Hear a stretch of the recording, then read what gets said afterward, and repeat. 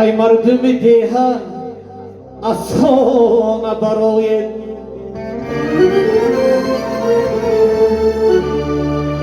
در بزگه نوروز رقصیده درآیید.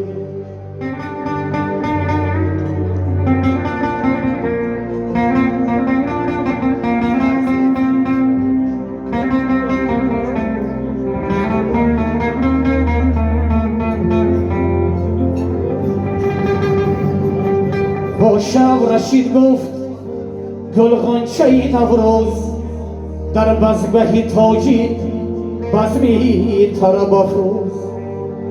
در دیهه درغ شریف باز آمده نوروز.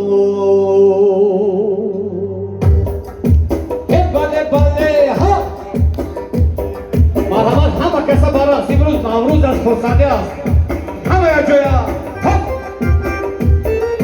بله ها،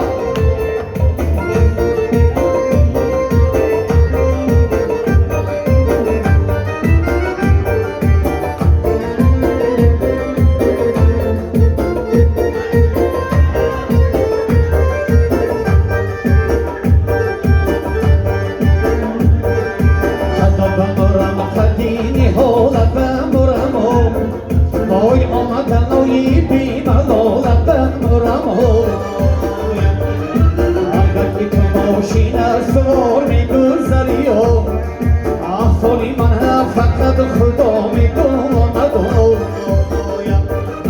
اگر که تو ماشین سوار میگذری و آفالی من فقط خدا میداند. رفتیم همه خیشه دار براست.